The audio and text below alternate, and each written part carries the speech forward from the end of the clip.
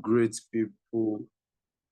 I'm joining people of impact, change makers, and people of value and substance. What you have put together this night is an indication that there is hope and there is a possibility of a better leadership in the world. So the more we do all this form of engagement, the better we reshape our thinking, our ideology, which will translate to our action in no time. So I must commend the organizers for putting up this, series, one of the series that you have been doing. The topic this night and the focus of the organization is something that many people do undermine it, but then it's an aspect that if we fail to give it attention, then we might not find everything we do, or we don't get smooth ride in anything we do, regardless of the sector, be it in academic, entrepreneurship, corporate environment, political environment, business environment. If we fail to pay attention to gender inclusivity, then we are bound to have a form of setback, directly or indirectly, in whatever we are doing. So this night, I'm just going to be sharing with you all what I've been asked to discuss and share a view with you. I'm trying to share my screen. Let me try to see that. Just give me some seconds. Trying to share my screen.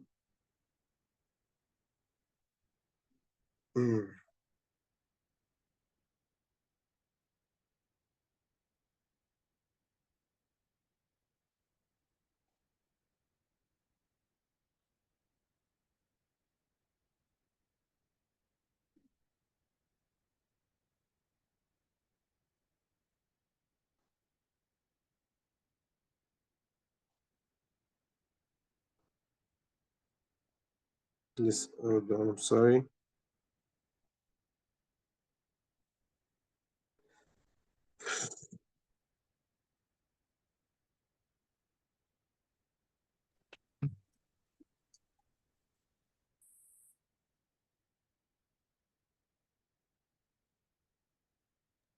So have you seen the icon to share it? Yes, I just clicked it and I'm trying to see the other app to choose to display over other apps. I'm trying to pick which okay. one. Okay, sir. All right. Let me see. Is this share me?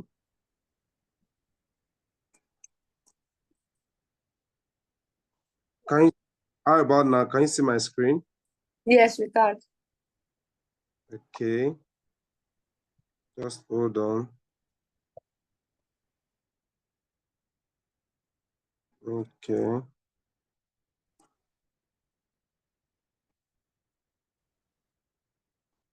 All right.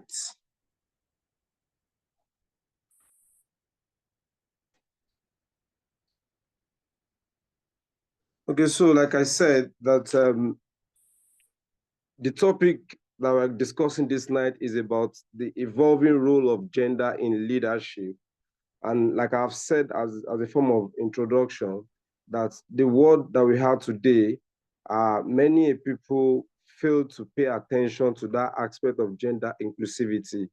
And that is why it has some effect and a form of setback in the expected results from that team or group. So this night I'll be looking at about 6 to 7 outlines as to discussing on the evolving role of gender in leadership. One of which we're going to look at is leadership really changing with gender? The trend of leadership, is it really changing with gender? And also we'll look at leadership and gender stereotypes. Then after which we'll understand the redefining leadership in today's world that we find ourselves. Then from there, we'll look at gender representation in leadership, and we'll further proceed to the impact of diverse gender perspective in leadership. And that will lead us to the challenges to gender parity in leadership. Yes, that's very important. And finally, we look at the future of gender inclusive leadership. What are the benefits? What are the that will eventually happen? But then I want to start with this quote that is very important for us to understand that leadership is not about gender. It's about authenticity, courage, and the ability to inspire others. So if you understand that leadership is far beyond gender, then it gives us the opportunity to get to know that it's all about authenticity, originality, courage, and the ability to inspire others. Regardless of your status, regardless of your gender, regardless of whatever you have achieved, if all those things does not translate to inspiration, impact to the life of others, then there is a question There's mark. another one in Jibo. So there's a question mark to that. So there's need for us to understand that leadership is not limited to gender. It's all about authenticity, originality, courage, genuinity, ability to inspire others. Then also, like I said, is leadership really changing with gender?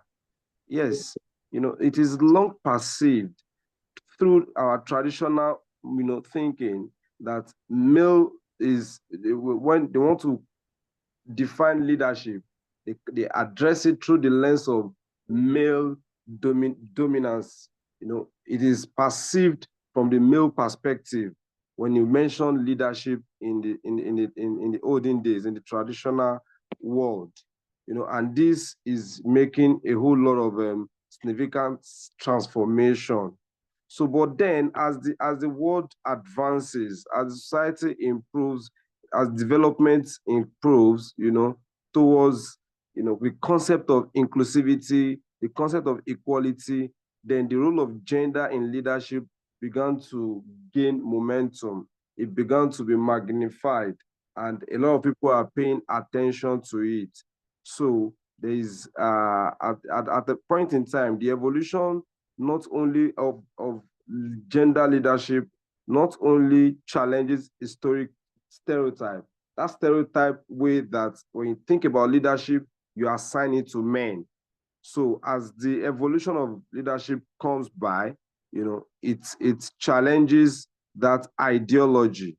Yes, it challenges the ideology, and that stereotype way of thinking, which also promotes a more balanced leadership implementation, and brings about effective and representative leadership model in this 21st century. So meaning that the concept of leadership, is really changing as time goes by.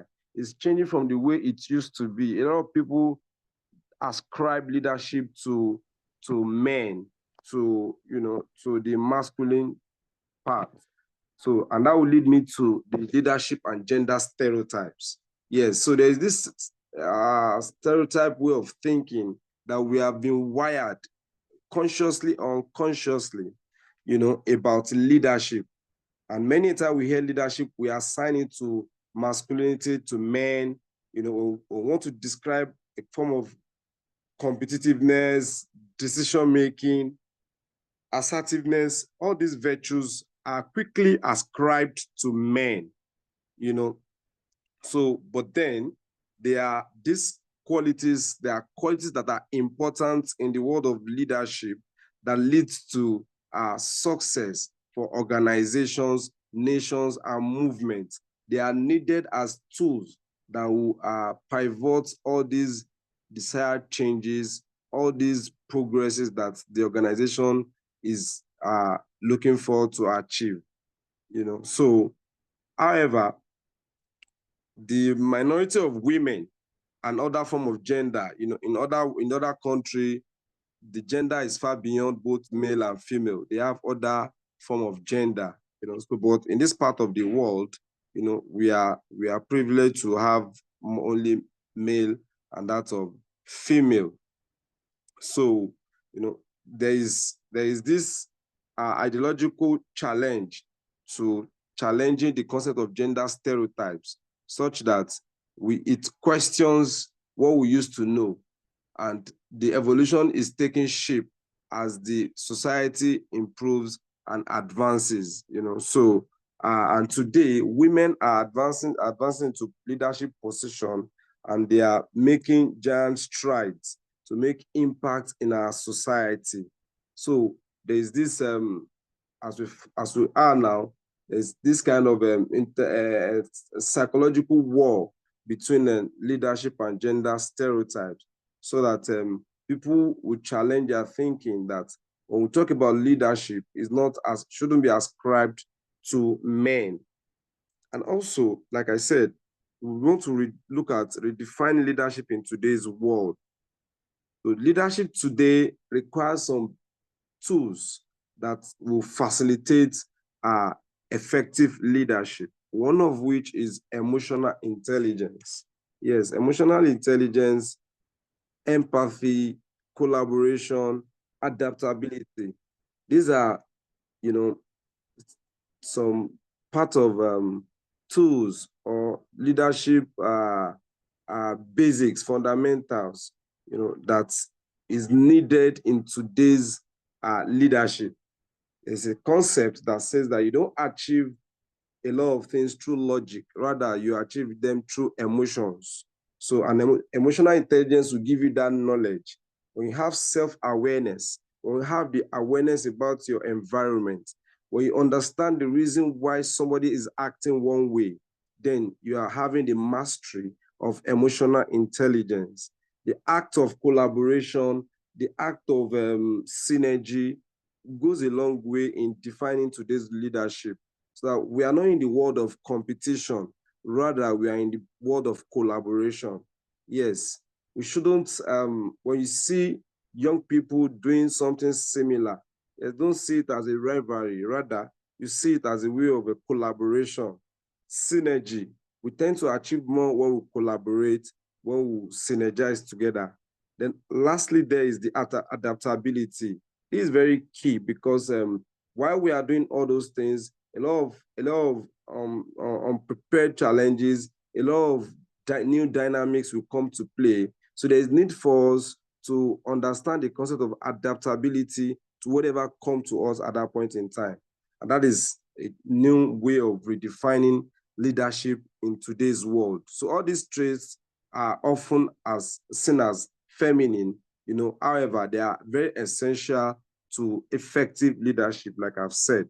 Now, today, organizations now have inclusive style, that empower and build psychological safety. So you've realized that for you have a psychological safety in your organization, you must ensure that the other gender are involved, in whatever leadership structure, in assignment delegation.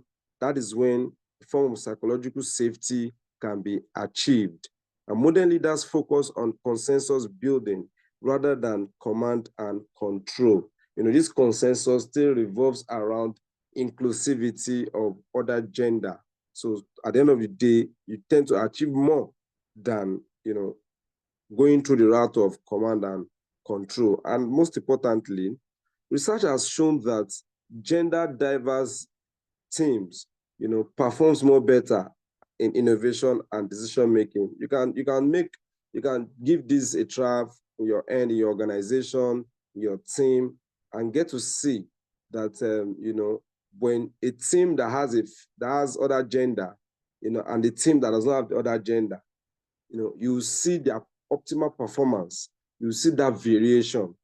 The nature and the emotional traits attached to the gender, the female gender, goes a long way to, to shaping decision making, to shaping conversation. In the Yoruba context, they will say that women are salt to life. When you cook, if you cook without salt, without putting salt in that stew or in that food, you know how it will taste. Fine, it's going to be good, but it won't taste nice. That desired result, that desired feeling they are craving for, you will not have it unless and until you introduce a particular portion of the salt, in a good proportion.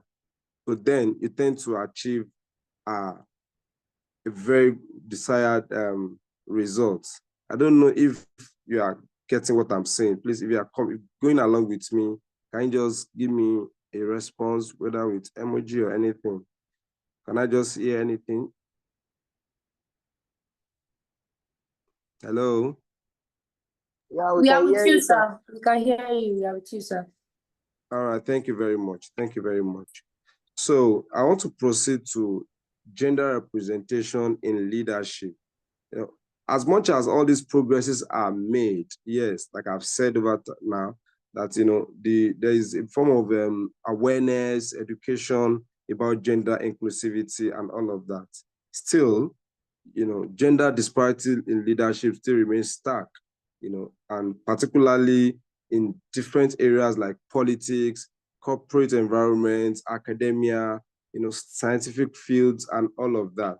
So in corporate leadership, there's still a lot of limited gender that are involved, in that position. And research shows that a particular report presented by Deloitte, that women hold only 25% of sales, positions globally. And it seems that the CEO positions, leadership positions hold like 25% in corporate settings. The same thing applies in political leadership.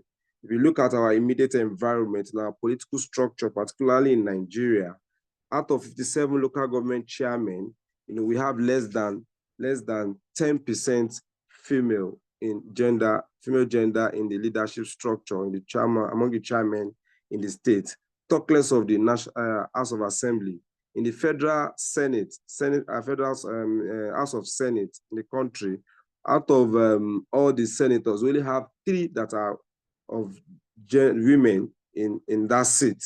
That shows that that stack that we're talking about is still, that disparity, gender disparity is still evident, and even in the world of entrepreneurship and innovation, women are still very lagging behind. However, grassroots movement, policy intervention, and like gender quotas are gaining momentum, are gaining awareness, gradually. There's a form of paradigm shift in that. So more organizations today, they are focusing on doing a lot of advocacy. They committed a lot of resources in gender equity, in digital, to bridge digital divide, to hire more women into positions in jobs, to improve on mentorship programs, leadership initiatives. And that is why you see that a lot of sponsorship for women that are doing well, that are interested in some particular areas. For example, in the world of science STEM, there's higher chances for women to get scholarship to study mathematics or to study all these scientific courses to that of other gender. So this to further strengthen and to encourage the female gender and to promote that aspect of leadership and to bring to end the issue of gender disparity.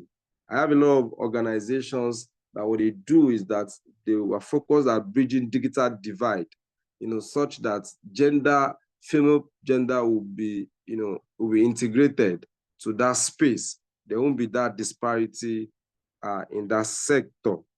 So let's look at the impact of diverse gender perspective in leadership. So what are the impacts that this will eventually, the gender diversity in leadership will bring to the table?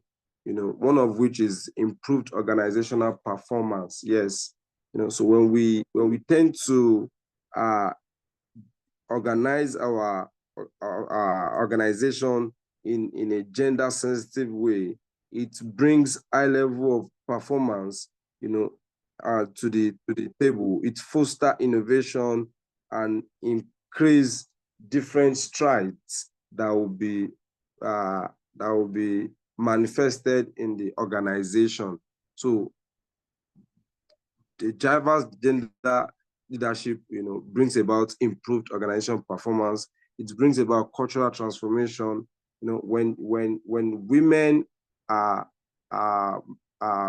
in oppositions, they tend to they eventually become role model to a lot of people in the world, such that they challenge the norms, the cultural norms, and which leads to a form of cultural transformation at the end of the day. So these are part of the effects or impact that we get to achieve. Enhanced decision making, like I've said earlier, that when women are incorporated into team, it tends to have a very good balanced decision making at the end of the day, because the perspective and the way that gender will think, will bring a form of spices, will bring a form of relief to that challenge, that puzzle that you're trying to unravel.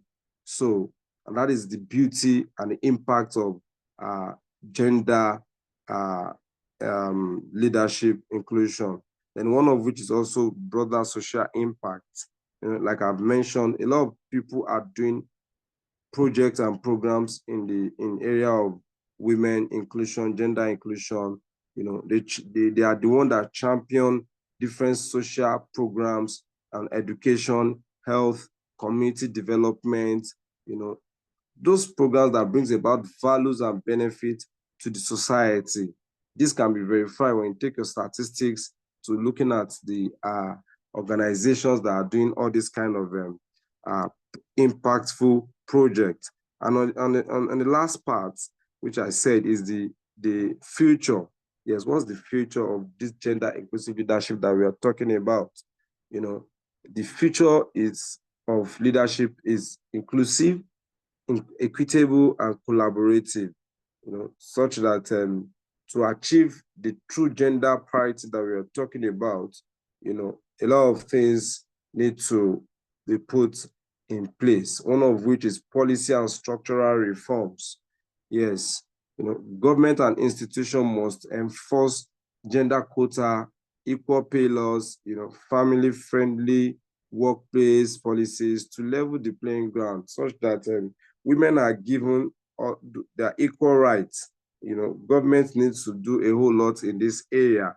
And that is why you see that some women are really doing that advocacy, so that women get a very good, substantial quota, to everything that is being done in the system. Another one is another feature that we are emphasizing is cultural shift. Talk about cultural shift. The society needs to be reimagining the leadership that celebrates diverse style and dismantle toxic masculinity and patriarchal norms, so that we will not just be living in the mirage of what we used to know, that okay, men are naturally should be in the position of leadership. Men are the one that is meant to be assertive, are the one to be making decisions. All these things, they are myths that we need to unravel, that we need to challenge our thinking. So there needs to be a cultural paradigm shift, that will make us have a better future of gender inclusive leadership. And another one is mentorship and sponsorship. This is really going on. International mentorship and sponsorship programs should be institutionalized to support underrepresented groups. So this, I think, is really gaining momentum in the world today, and is really giving way to the gender to thrive without any form of bias. And the penultimate point there is the male allyship. Men in leadership today. So if women are not there at this point, then, but for the men that are there, need to become allied to the women, to the gender, by challenging any status quo that has to do with, or breaking the barriers that is really limiting or undermining the privileges that are meant to be given to the women. So for those male that are in position, they need to create such opportunities. They need to fight the gender bias. They need to break the barriers and and allow make ways for the women or the female gender. And lastly, there is education and capacity building. Yes, when you building leadership capacity among young girls and non-binary individuals through education, confidence building and exposure is very, very germane. When you do this, when you empower female child, when you educate female child, when you build confidence in a female child, the effect is going to be have a ripple effect in the society. It is because every female child is a potential mother, and every mother or the first education comes from the home. And when we talk about the home, is the mother. So there is need for us to train a female child, to invest in a female child, to really, really build confidence in a female child to stand for ourselves. And if this is not done, the effect will bounce back on the society at large. And that is why you see that society where people are misbehaving, a lot of atrocities are happening, the first question you ask is, how does this person, or how was he or she trained? Who was the person that trained that person?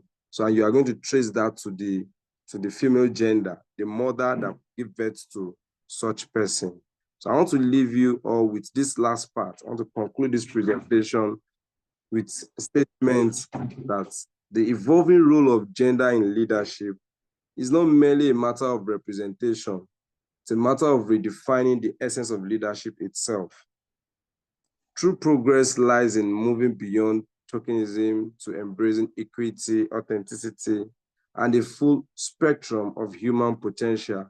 So as we champion inclusive leadership, we not only build better organization, but also foster a more just, empathetic, and innovative world.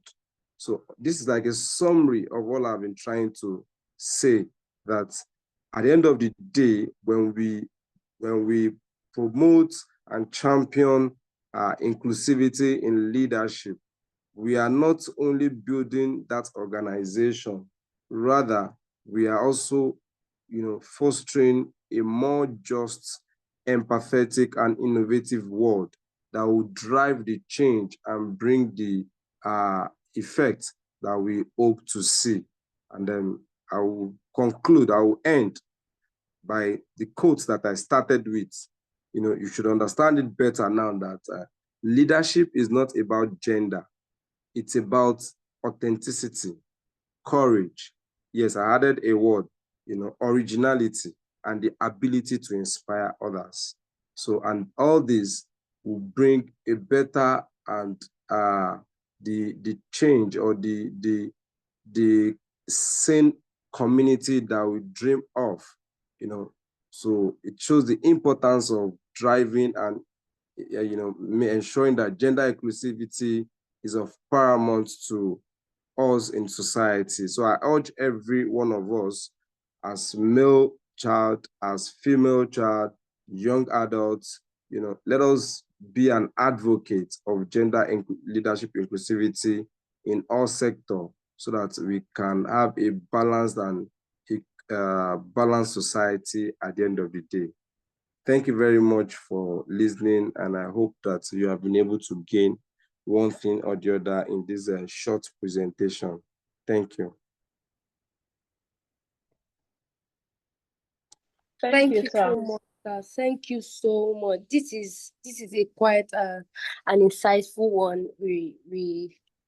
I don't know about every other person, but I am very sure that everyone would have learned one or two things from today's lecture, because my note is full here. You can hear the sound. Thank you so much. There are quite a lot of things to take home from here. First is the fact that a good leader or good leadership involves a blend of skills and qualities that empower individuals to guide, inspire, and motivate others toward a particular shared goals. So we all know that leadership does not have to, as you have said, does not have to be, gender inclined. It's not about a male or a female. It's just about you doing your job perfectly, carrying your team along, and essentially to ensure that the goal of your organization or whatever it is that you want to achieve is well achieved. So yeah, we've also learned that inclusivity I'm sorry, inclusivity of both gender is quite essential as well. It is very, very germane. So because we've seen in places or organizations that where a particular gender, let's say the male gender, is more than the female in the organization, there is always some loopholes. So, and as I've said again, Yoruba had it says Obìnrin Yoaye. So where we have women, there's always a sense of responsibility and emotional intelligence that is attached to it. So that's the importance of ensuring that there is balance in um, gender inclusivity. So, thank you so much, sir. Guys, if you have any question, you can start dropping your questions. I have a question, sir. Can I go ahead?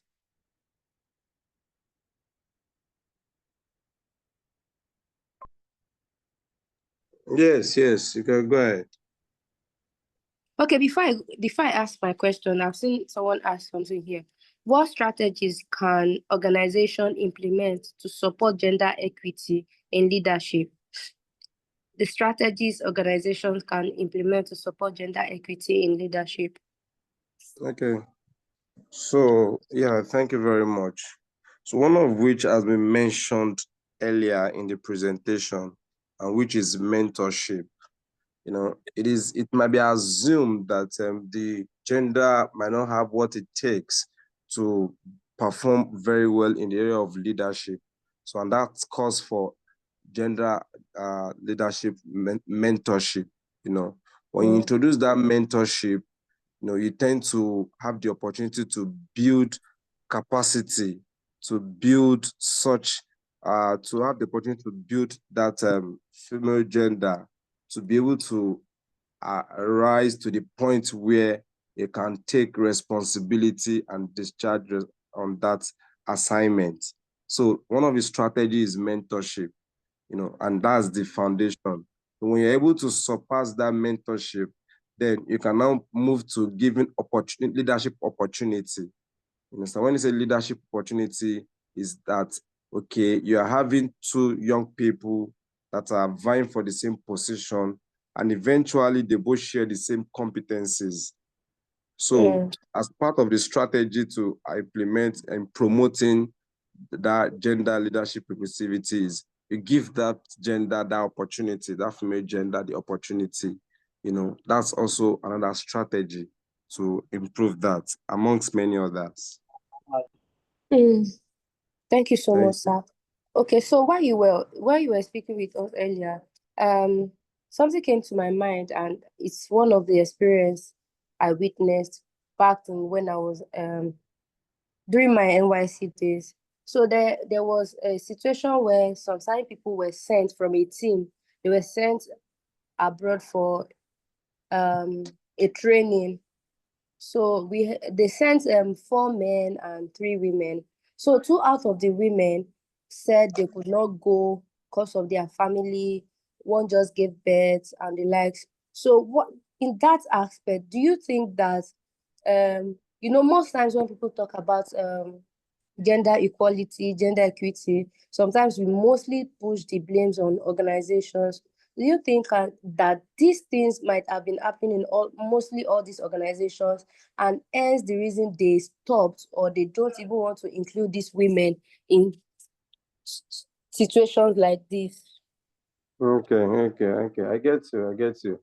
Yeah. So really, things like that happened. Yes, it does happen.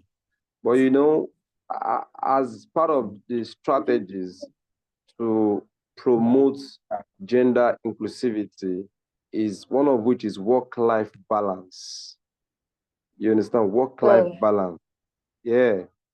There are some organizations that,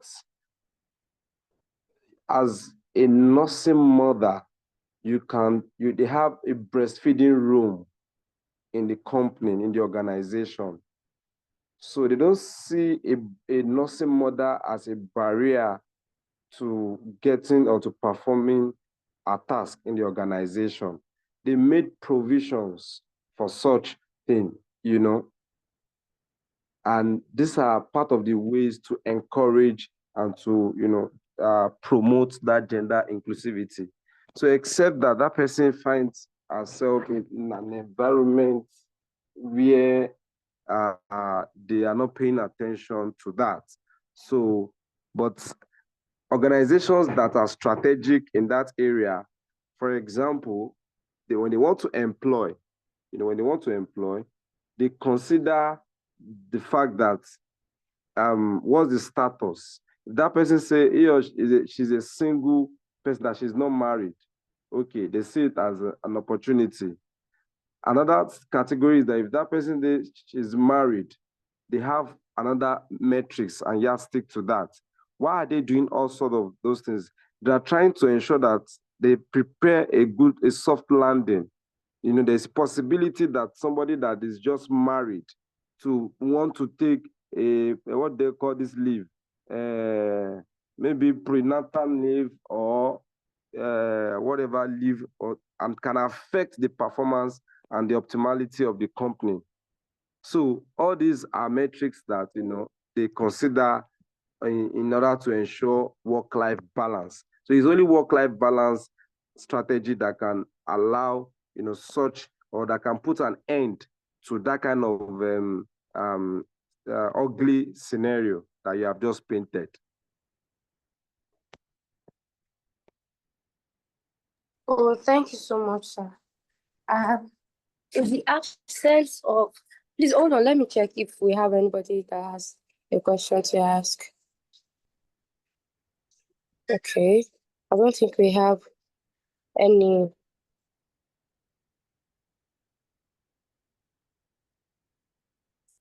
There's no other question, sir. So thank you so much, sir, for tonight. We really, really appreciate you. Thanks for sharing You're most welcome. your knowledge with us. Also, if it's possible, can we get the soft copy of your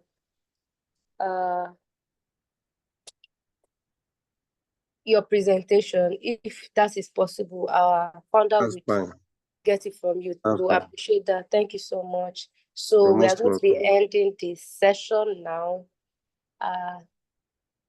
Everybody, please, you can unmute yourself and say a big thank you to our speaker.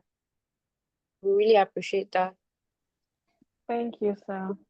God bless you. Thank you. Thank you. Okay. So thank you very much, sir. Thank you. Thank you. Thank you, sir. So that will be the end of today's session. Everybody would meet here the same day, same time next week. Thank you. Have a very good night. Bye. Bye, sir. Bye, everybody. Bye. Please, moderator.